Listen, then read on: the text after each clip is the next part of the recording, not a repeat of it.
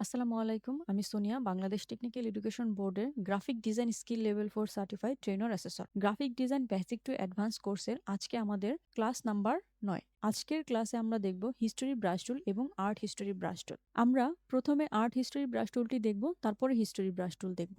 Art history brush টুলের কাজ হচ্ছে ইমেজে আর্টিস্টিক ইফেক্ট করা।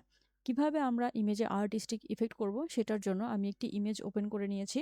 তো এই ইমেজে আমরা প্রথমে ব্রাশটি একটু বড় করে নিব। প্রথমে ব্রাশটি বড় করে নেওয়ার পরে আমি যখন ইমেজের উপরে ব্রাশ দিয়ে ক্লিক করলাম তখন ইমেজের পিক্সেলগুলো নষ্ট হয়ে গেছে। আর্ট হিস্টোরি ব্রাশ টুলের মূলত কাজ হচ্ছে এইটা, ইমেজে আর্ট ইফেক্ট করা। তো আমরা যেহেতু ইমেজের পিক্সেলগুলো নষ্ট হয়ে গেছে, আমরা ব্রাশ সাইজটাকে একটু ছোট করব এবং ফুল ইমেজের উপরে ড্র্যাগ করব। এভাবে করে ব্রাশ সাইজটি ছোট করতে থাকবো এবং আমরা ফুল ইমেজের উপরে ড্র্যাগ করতে থাকবো। আস্তে আস্তে আমাদের মূল ইমেজটা একটি আর্টিস্টিক ইফেক্টের মতো হয়ে কিছুটা ক্লিয়ার হতে থাকবে।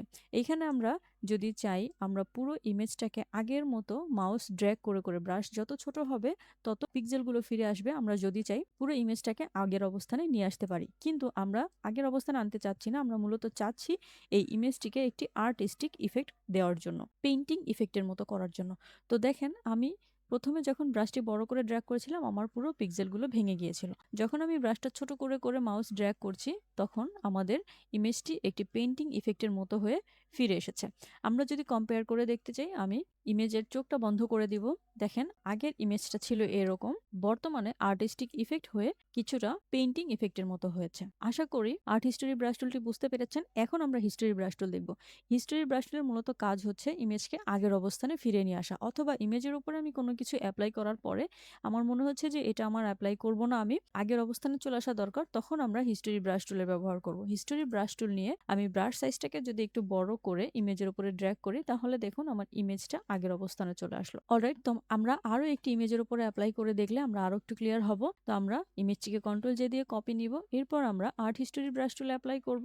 ব্রাশটাকে বড় করে নিব প্রথম অবস্থাতে, তারপরে আমরা পুরো ইমেজের উপরে ড্র্যাগ করব এবং ব্রাশটাকে ছোট করব এবং পুরো ইমেজের উপরে ড্র্যাগ করব। এভাবে করে যতক্ষণ পর্যন্ত আমার প্রয়োজনীয় ইফেক্ট ফিরে না আসছে, মানে আমি যতটুকু পেইন্টিং ইফেক্ট রাখতে চাচ্ছি বা আর্টিস্টিক ইফেক্ট রাখতে চাচ্ছি ততটুকু আমি না পাচ্ছি, ততক্ষণ পর্যন্ত আমি পুরো ইমেজের উপরে ড্র্যাগ করতে থাকবো। ব্রাশটাকে কিছুটা ছোট করব এবং ড্র্যাগ করব। দেখুন, আমরা ইমেজটিকে আরো একবার কম্পেয়ার করে দেখব। আমাদের আগের ইমেজ ছিল এরকম ক্লিয়ার একটি ইমেজ এবং বর্তমানে আর্টিস্টিক ইফেক্ট হয়ে আমাদের ইমেজটা এভাবে চলে এসেছে। এখন আমরা হিস্টোরি ব্রাশ টুল দিয়ে আমরা চাচ্ছি আমাদের ইমেজটি এরকম করার দরকার নেই, আমরা আগের অবস্থানে ফিরে আসবো।